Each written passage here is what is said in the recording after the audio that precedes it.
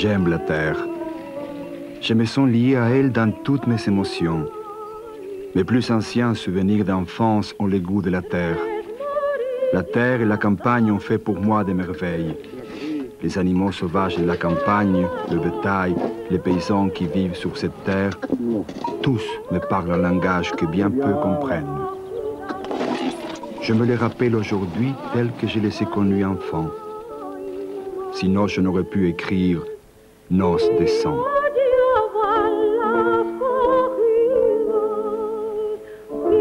C'est ici que je veux demeurer, bien tranquille. Ils sont tous morts. À minuit désormais, je dormirai sans rien craindre du fusil ou du couteau. D'autres mères se pencheront aux fenêtres fouettées par la pluie pour voir le visage d'un fils. Moi, non. Je ferai de mon sommeil une froide colombe d'ivoire qui portera des camélias de givre au cimetière.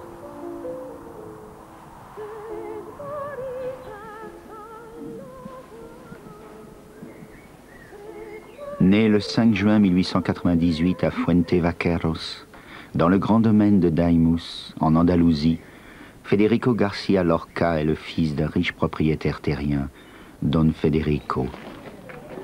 Ancré dans une Espagne monarchiste et catholique, où règne le roi Alphonse XIII, Lorca est bien né, du côté des señoritos, des terratenientes, de ceux qui possèdent la terre.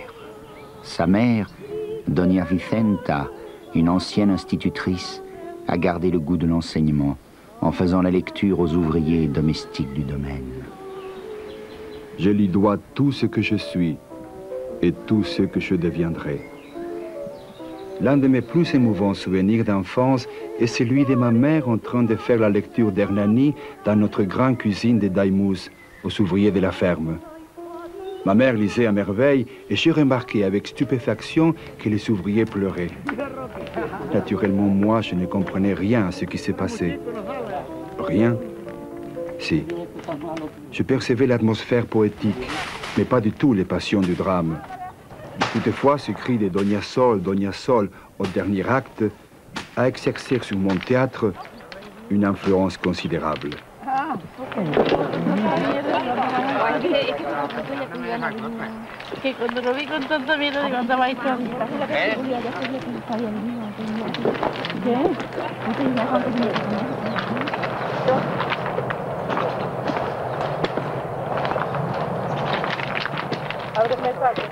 Je m'intéresse davantage aux gens qui habitent le paysage qu'au paysage lui-même. Je peux rester un quart d'heure à contempler une montagne, mais aussitôt après, je cours parler au berger ou au bûcheron de cette montagne.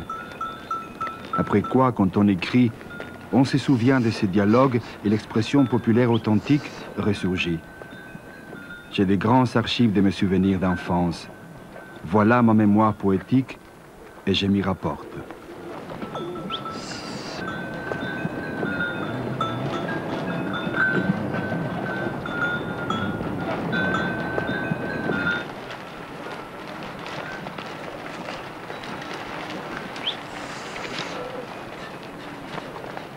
Toute mon enfance est villageoise. Berger, campagne, ciel, solitude. Simplicité en somme. Je suis très étonné lorsqu'on croit voir dans mes œuvres telle hardiesse personnelle, telle audace de poète. Non. Ce sont des détails authentiques. On les trouve bizarres parce qu'on n'aurait pas d'idée non plus d'aller vers la vie tout naïvement pour voir et entendre.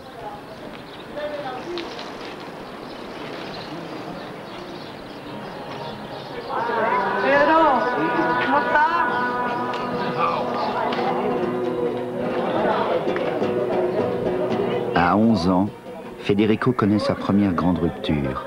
Il quitte son village natal pour Grenade. Fuente Vaqueros n'est qu'à une vingtaine de kilomètres de Grenade, mais ce départ, c'est pour Federico l'enfance qui s'achève.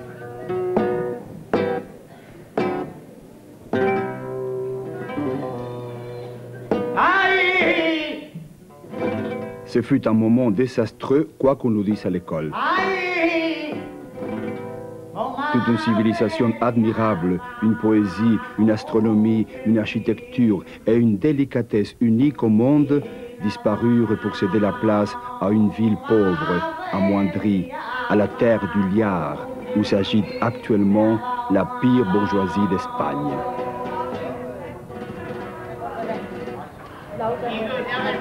Je crois que le fait d'être des Grenades m'incline à la compréhension sympathique des persécutés, du gitan, du nègre, du juif, du morisque que nous portons en nous.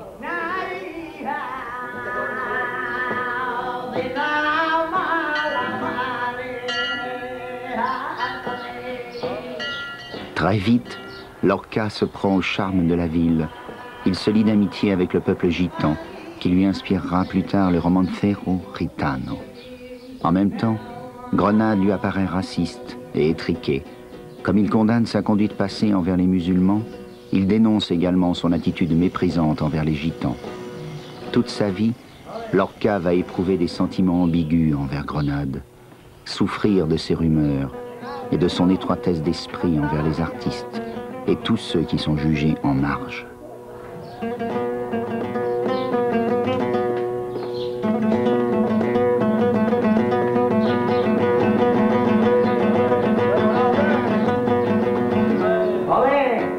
À l'égard du poète, Grenade sera tout aussi équivoque, le traitant comme l'enfant prodige ou la bête à abattre. Aujourd'hui encore, le seul fait d'évoquer Federico García Lorca laisse place à un long silence, comme si la culpabilité de chaque habitant ressurgissait.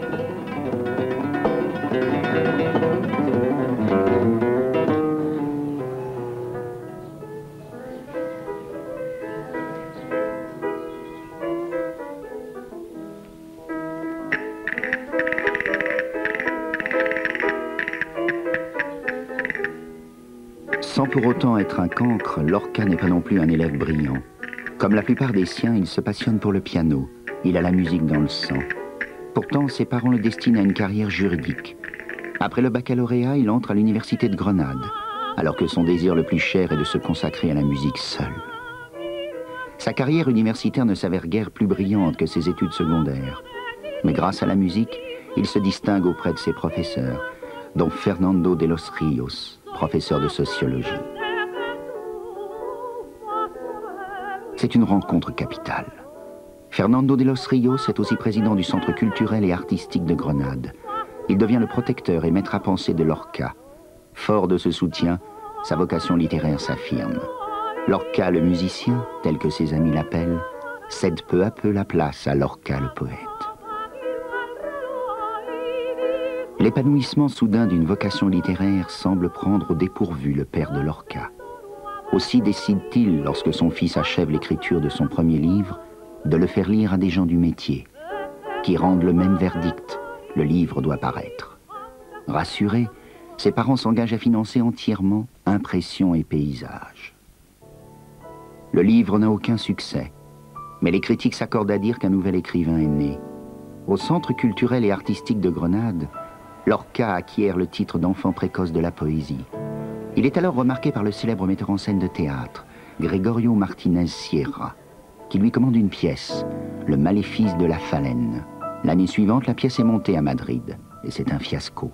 Era dramático y cambiaba las horas del reloj. Había un gran reloj de esos que había antes en todas las casas y cambiaba la hora porque, ya sabe, las campanadas son importantes en su obra, en casi todas suenan unas campanadas y eso provocaba grandes disturbios, así, domésticos, porque nuestra cocinera no sabía leer el reloj y la pobre se volvía loca cuando daban las 6 y eran las 12 de la mañana, por ejemplo. Y desde eso me acuerdo, ¡ay, ya ha cambiado Federico el reloj! ¡Qué horror! No sabemos la hora que es.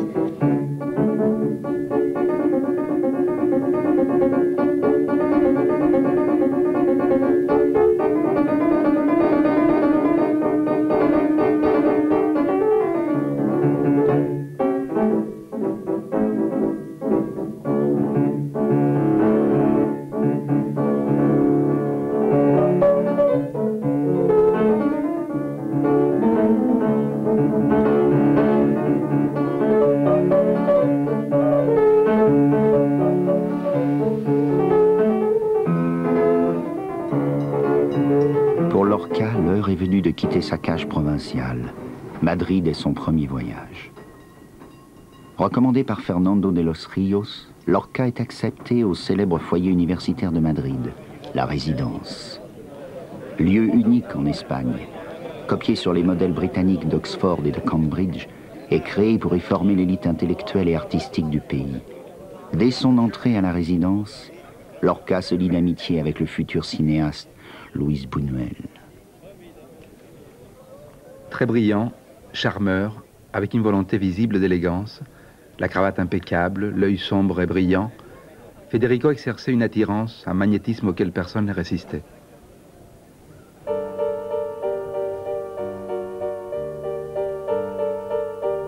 Venu à Madrid pour étudier en principe la philosophie, mais désertant très vite les cours pour s'élancer dans la vie littéraire, Federico connut bientôt tout le monde le connut. Bien que tout opposât à l'aragonais mal dégrossi et l'andalou raffiné, ou peut-être à cause de ces contrastes, nous étions presque toujours ensemble. Les soirs, il m'amenait derrière la résidence, nous nous asseyions dans l'herbe, les prairies et les terrains vagues s'étendaient alors jusqu'à l'horizon, il me lisait des poèmes. Il lisait merveilleusement. À son contact, je me transformais lentement. Je voyais un monde nouveau qui s'ouvrait, qu'il me dévoilait chaque jour. Je m'en reviens chercher mes ailes, laisse-moi revenir. Pour mourir, je veux être aurore, pour mourir, je veux être hier. Je m'en reviens chercher mes ailes, laissez-moi retourner.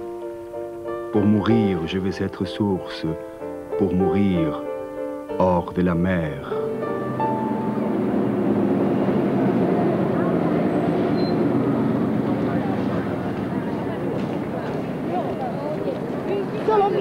Cautivan, ay que no pueden regresar. Pueden regresar a España, porque no pueden regresar a España, porque está la mar por medio y santo el agua, porque está la mar por medio. Pleinement heureux à la Résidence, vivant la vie de bohème qu'il avait rêvée, Lorca n'oublie pas pour autant l'Andalousie. Au cours d'une soirée organisée à Grenade, il rencontre le compositeur de musique Manuel de Falla. Les deux hommes se trouvent beaucoup d'affinités. De Falla, plein d'admiration pour les multiples talents de Lorca, et particulièrement sa virtuosité au piano, se prend d'une affection paternelle pour le jeune poète. Il décide de l'initier à la science du folklore andalou.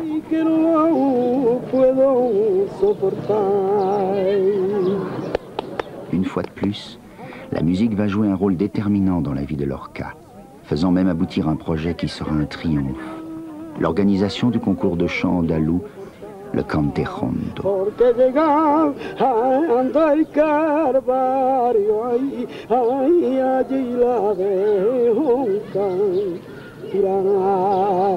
llegando a Carvario, allí la dejó tirar. Tengo un canasto lleno de flores y hasta luz. ¡Ay!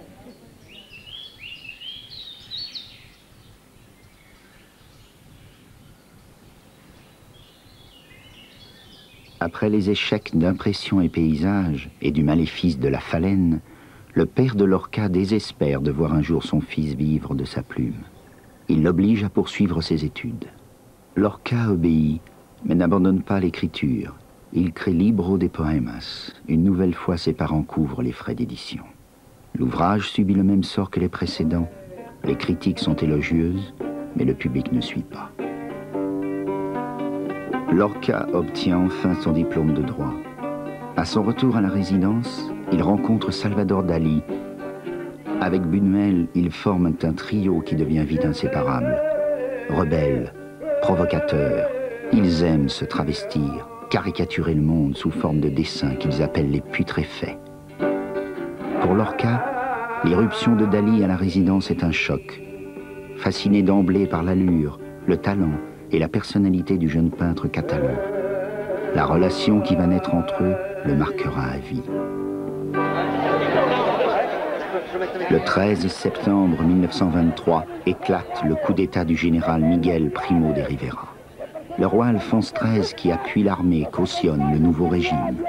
C'est le début d'une dictature paternaliste.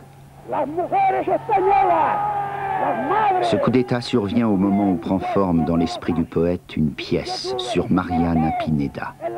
Héroïne et martyre de Grenade, coupable d'avoir brodé un drapeau républicain pour les conspirateurs libéraux et exécutée en 1831 par les troupes de Ferdinand VII à l'âge de 27 ans. Comme le thème de sa pièce est la liberté individuelle et politique, Lorca va manier et remanier son texte pour échapper à la censure de Primo de Rivera. Il lui faudra attendre 4 ans pour que le rideau se lève sur Mariana Pineda. Dans le même temps, fort de l'expérience du Cante Jondo, Lorca se lance dans l'écriture du romancero gitano. Le gitan y est présenté comme le symbole le plus profond de l'âme andalouse.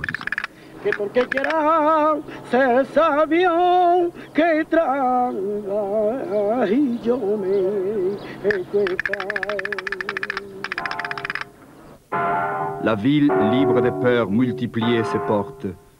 40 gardes civils entrent pour les saccages. Les horloges s'arrêtèrent et le cognac des bouteilles se maquilla de novembre pour éloigner les soupçons. Un envol de cris sans fin se leva sous les girouettes. Les sabres fendent la brise, piétinés par les sabots.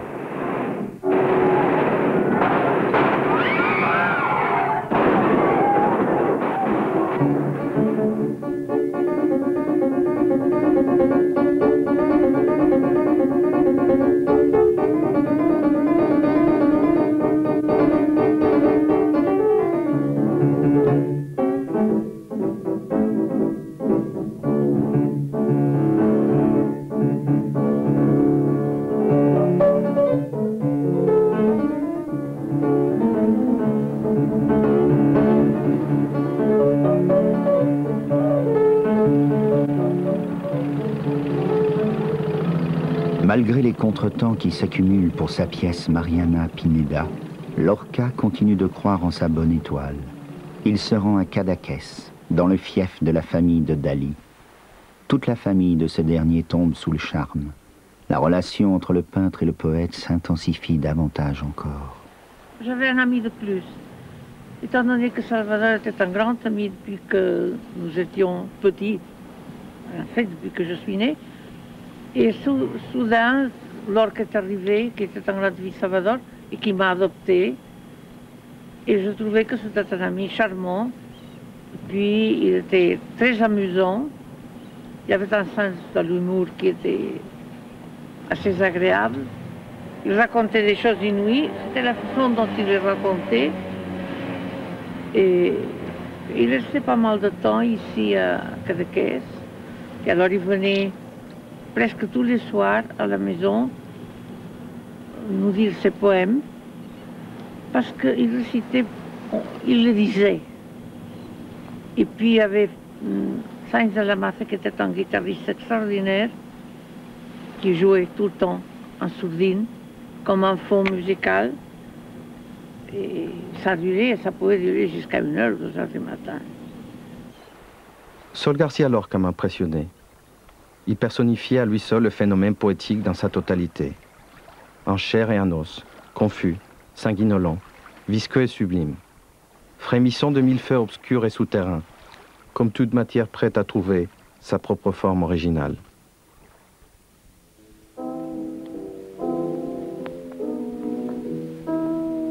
Cadaqués, au fléau de l'onde du coteau, élève ses gradins et cache ses coquilles. Ces pêcheurs dorment sans rêver sur le rivage. En haute mer, ils sont pour boussole une rose. L'horizon, vierge des mouchoirs blessés, unit le cristal du poisson à celui de la lune.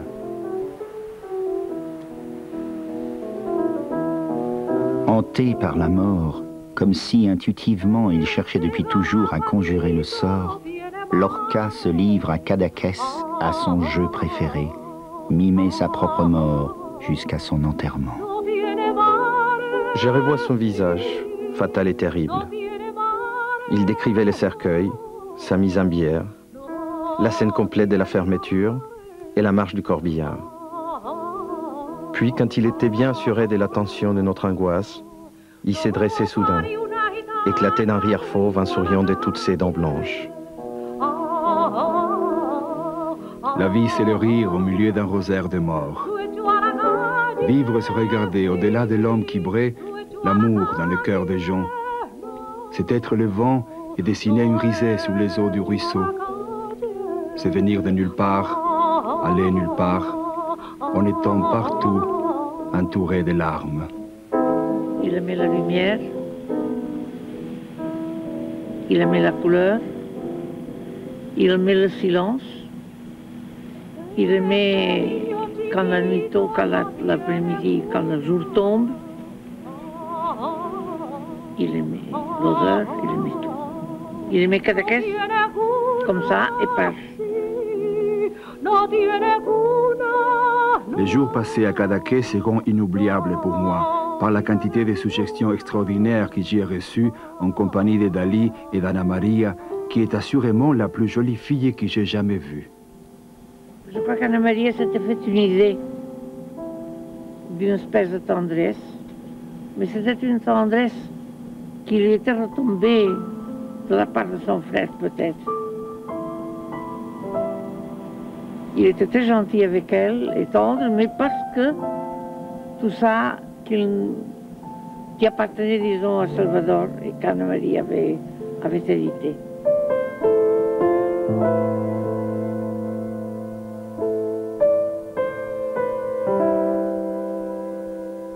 À mesure que la relation entre Dali et Lorca se renforce, Buñuel en prend de plus en plus ombrage.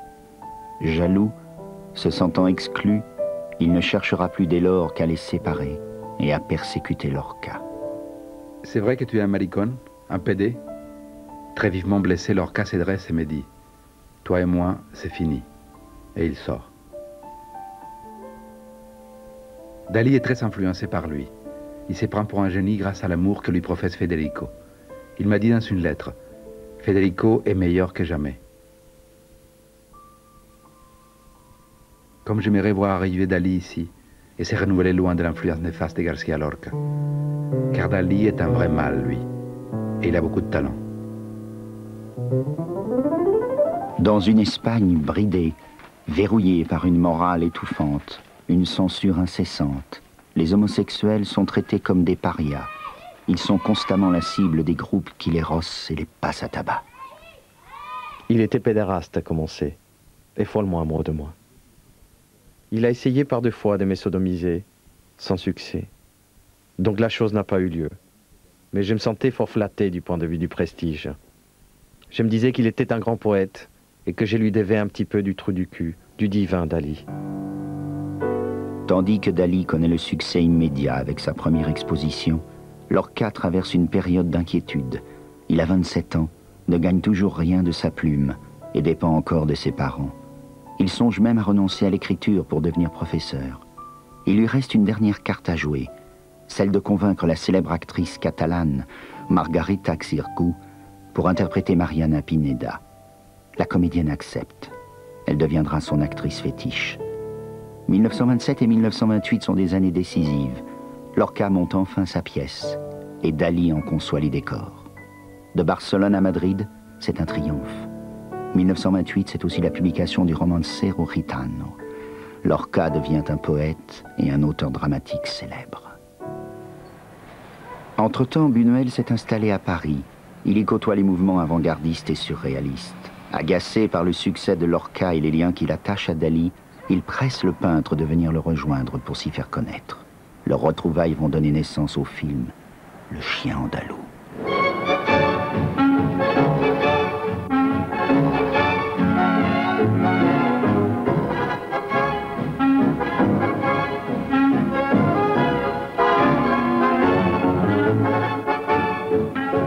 Buñuel a fait une toute petite merde de rien du tout qui s'appelle un chien andalou.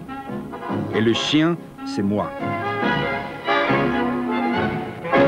Lorca vit ce film comme une trahison. Persuadé que le titre lui est destiné, il est aussi convaincu que le personnage d'homme impuissant incarné par Pierre Batcheff est son portrait. et il reprochera toute sa vie à Dali et Buñuel d'avoir offert en pâture au public la face cachée de sa personnalité. Il ne reverra plus Dali pendant 7 ans.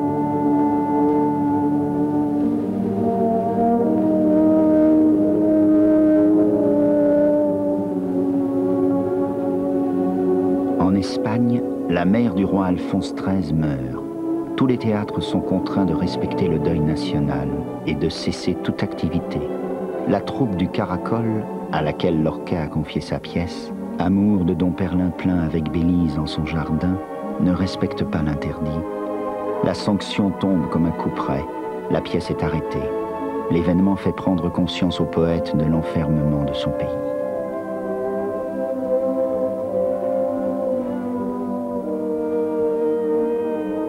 Lorca sombre dans une grave dépression. Alors que sa liaison du moment avec le sculpteur Emilio Aladrene touche à sa fin, il apprend qu'à Paris, Dali tombe amoureux de la femme de Paul Éluard, Gala. La mort dans l'âme, Lorca part avec Fernando de los Ríos à New York, le 19 juin 1929.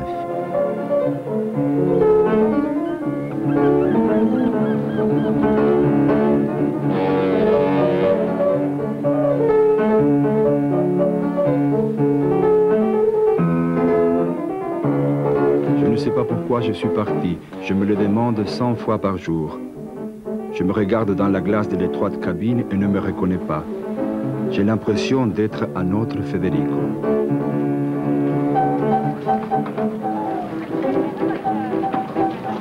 Lorca est inscrit à l'université de Columbia. Très vite, il est nommé directeur du département musical de l'Institut d'Espagne.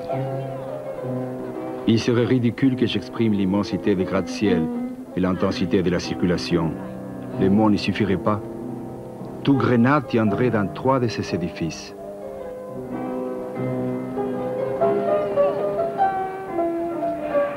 À New York, Lorca est témoin du krach de Wall Street.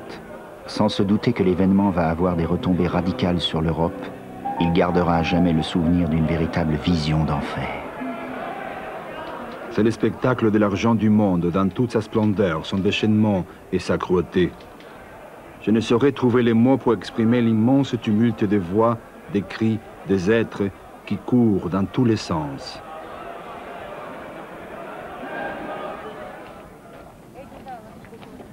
Le masque dansera entre les colonnes des sons et des chiffres, entre les ouragans d'or et les gémissements des chômeurs qui hurleront, nuit obscure, dans ta saison sans lumière. Ô sauvage Amérique, ô impudique, ô sauvage, étendu à la frontière de la neige.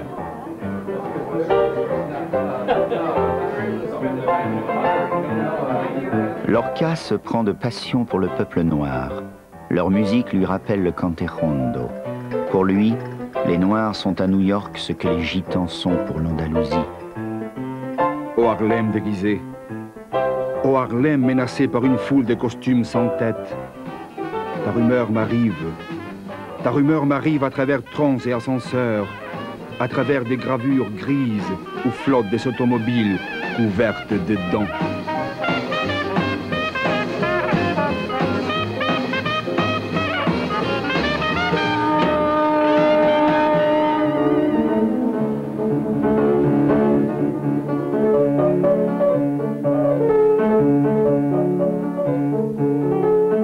Conforté dans son hostilité au capitalisme, Lorca quitte sans regret New York pour Cuba.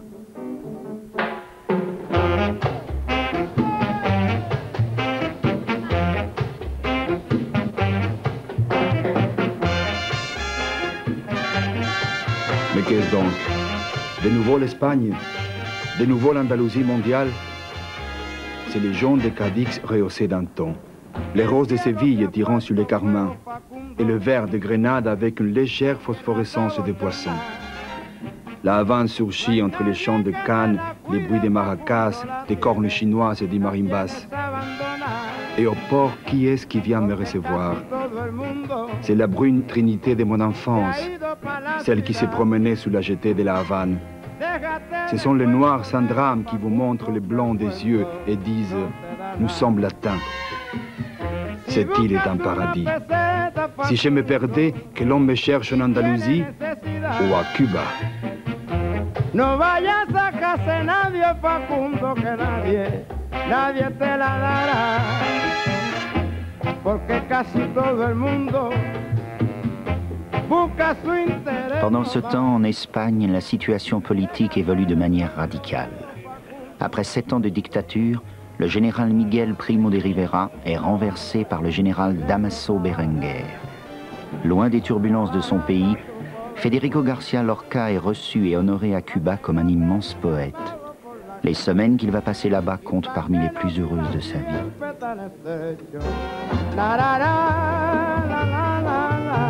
Il entreprend l'écriture d'une pièce intitulée Le Public, une sorte de plaidoyer en faveur de la liberté sexuelle. Il ne parviendra jamais à monter Le Public, mais au moins, la pièce, ainsi que ses 15 mois passés hors d'Espagne, lui auront permis de mieux accepter sa condition d'homosexuel. Dorénavant, le maricón cherchera moins à se cacher.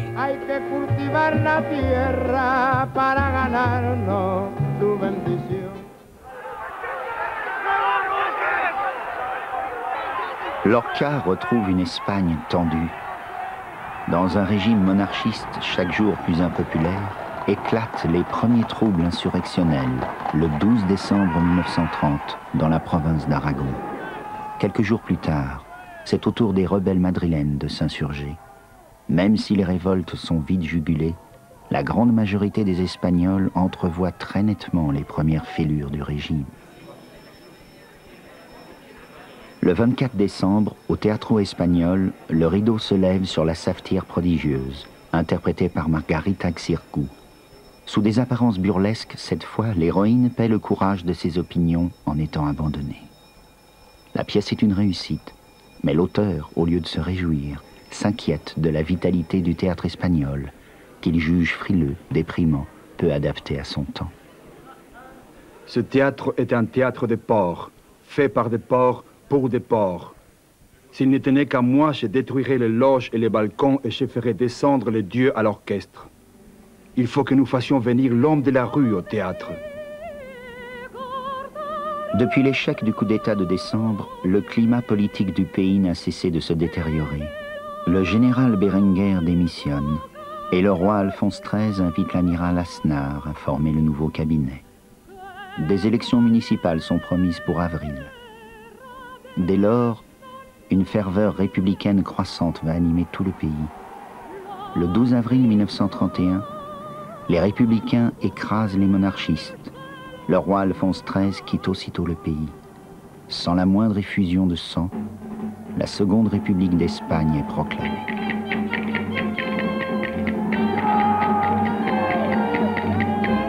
Pour Lorca, c'est l'espoir de plus de liberté et d'égalité. Fernando de los Ríos, qui devient ministre, participe à la mise en place de nouvelles réformes agraires, éducatives et religieuses. En 1931, l'Espagne est effroyablement pauvre et plus d'un tiers de sa population est analphabète.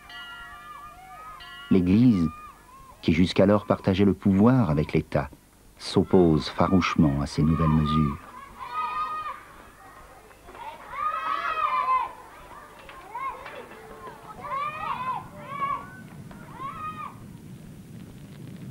Le 11 mai 1931, des couvents sont incendiés par des ouvriers. Le prétexte est tout trouvé pour l'Église. Elle fait croire à l'opinion publique que le gouvernement en place est bolchevique et anticlérical. Lorca est en relation avec de nombreux hommes politiques. Il est parfaitement informé des enjeux qui agitent le pays et se montre plus résolu que jamais à participer à la construction de l'Espagne nouvelle. Avec la collaboration d'étudiants, il propose la création d'un théâtre universitaire itinérant qui pourra jouer sur les places des villages, hameaux et bourgades de l'Espagne rurale.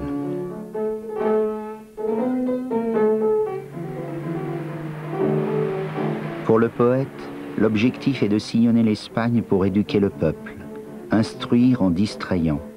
Approuvé par Fernando de los Ríos, le projet de Lorca voit le jour.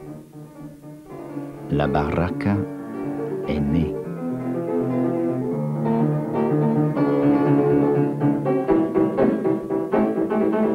Les républicains se passionnent pour le théâtre universitaire, mais l'opposition et surtout les mouvements d'extrême droite dénigrent cette initiative subventionnée par l'État.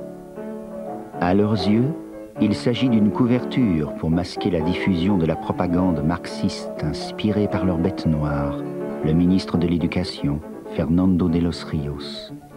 En défendant cette action culturelle, Lorca affiche maintenant l'image d'un homme engagé. Pour ma part, je ne serai jamais en politique. Je suis révolutionnaire parce que tous les vrais poètes le sont. Mais en politique, jamais.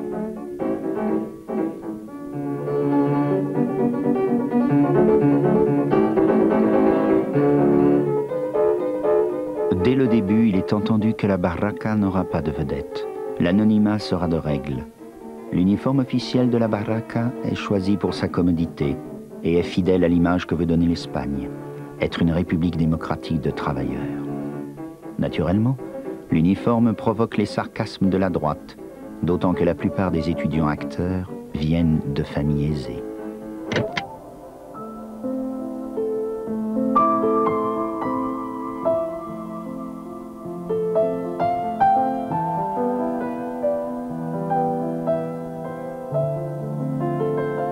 La troupe présente des pièces comme Don Quichotte ou La vie est un songe de Calderón de la Barca. Dans La vie est un songe, Lorca se met en scène. Ici, il incarne le personnage de l'ombre, c'est-à-dire du péché, de la mort.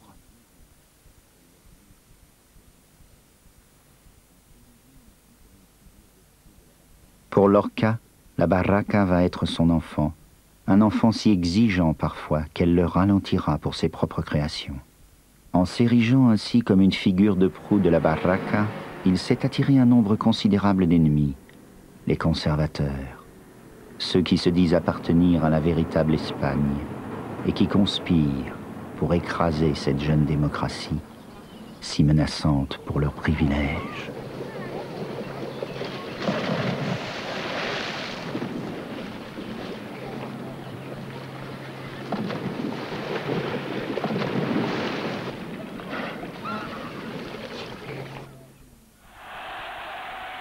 Pendant ce temps, l'Europe revêt une tunique brune.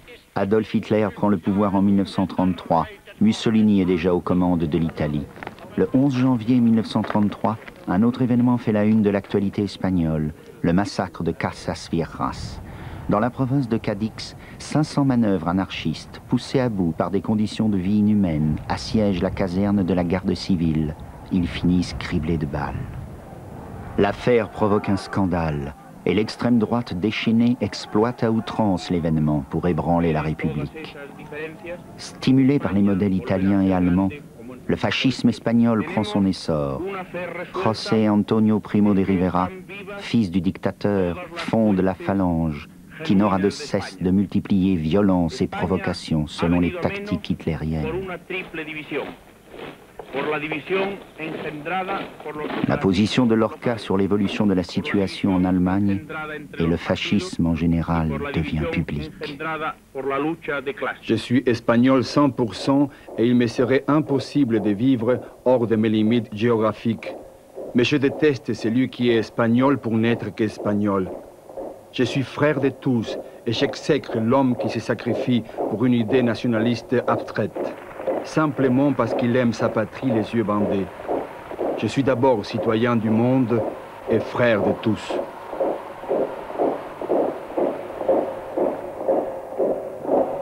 Durant ce temps, Lorca a achevé les derniers préparatifs de Noces de sang. Le 8 mars 1933, la première est un triomphe. Toute la presse encense la pièce, à l'exception de la droite. Noces de sang marque véritablement un tournant dans sa carrière. Il est enfin pleinement reconnu, et pour la première fois, son travail fait recette. Mon fils devrait me répondre, mais mon fils n'est plus qu'une brassée de fleurs sèches. Mon fils est maintenant une voix sombre derrière la montagne. Je ne veux pas de larmes dans cette maison. Vos larmes à vous ne viennent que des yeux. Les miennes monteront de la plante de mes pieds lorsque je serai seule.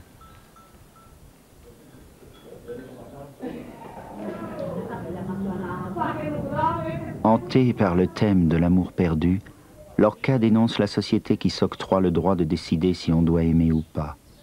Ce thème sera invariablement repris pour ses futures pièces. Yerma, Doña Rosita et la maison de Bernarda Alba.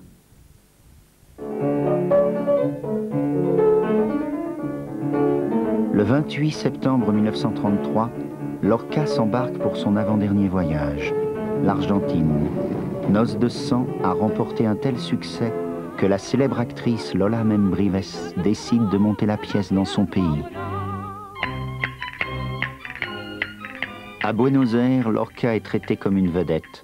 La presse encense chacun de ses spectacles et se fait l'écho du moindre de ses faits et gestes. Pablo Neruda, qui devient son ami, parle du plus grand triomphe jamais remporté par un écrivain de notre race. En Espagne, la campagne électorale bat son plein et le 19 novembre 1933, face à l'absence de cohésion du camp républicain, la droite remporte la majorité au nouveau Parlement. Dès lors, la droite attaque tous azimuts les initiatives de la Seconde République d'Espagne, dont la Barraca. On prétend que ce n'est plus qu'un groupe d'homosexuels, gaspillant l'argent de l'État. Malgré son éloignement, le poète riposte. Il se sert de sa célébrité pour accéder aux radios, à la presse écrite, et attaquer les monarchistes, conservateurs et extrémistes de droite. Lorca devient vraiment gênant, dangereux. En avril 1934, Lorca regagne l'Espagne. C'est à présent un homme riche et mondialement connu. Sous un gouvernement de plus en plus dur, il monte Yerma, où il est question de la stérilité féminine. La droite et le pouvoir religieux crient aussitôt au scandale, jugeant l'œuvre immorale. Au même moment, Franco est nommé chef d'état-major de l'armée. C'est un adversaire de la démocratie, dressé pour riposter à une éventuelle révolution marxiste. Le peuple tout entier est entretenu dans la psychose du rouge.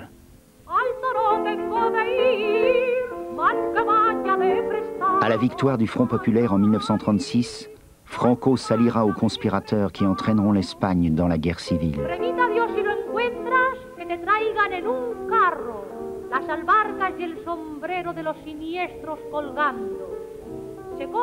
Au sein de ce climat sanglant, où grèves, assassinats, provocations se multiplient, Federico García Lorca est traité d'homosexuel bolchevique. Il paraît que vous autres poètes, vous êtes tous pédérastes. Et Lorca de rétorquer. Qu'est-ce que c'est un poète?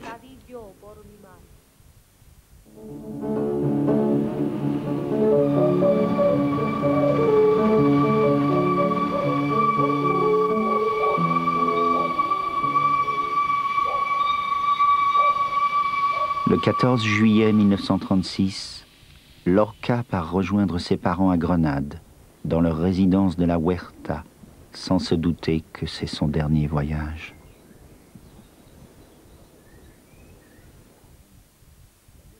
Le 17 juillet 1936, Franco annonce le début du soulèvement. La terreur est à son comble. À Grenade, la bourgeoisie conservatrice fait circuler des rumeurs sur Federico García Lorca. On le soupçonne de posséder une radio clandestine qui le lirait directement aux Russes.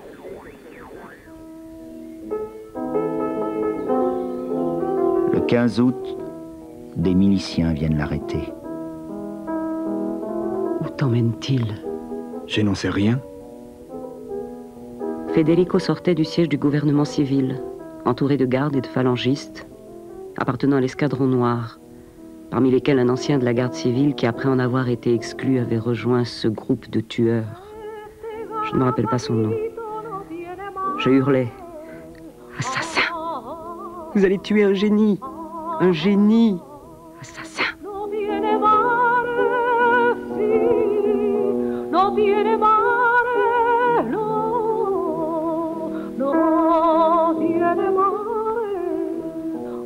Je ne vais pas le voir.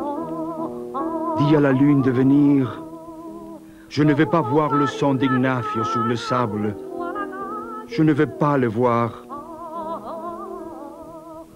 La mort d'Ignacio est comme ma mort.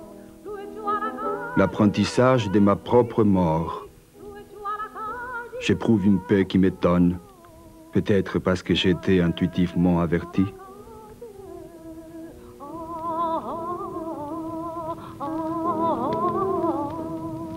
Le 17 août 1936, Federico García Lorca est fusillé à l'aube. Le poète avait 38 ans. Dans son rapport, le fossoyeur décrira les victimes exécutées. 2 toreros, un homme avec une jambe de bois, et puis un homme qui portait une cravate dénouée, du genre de celle que portent les artistes.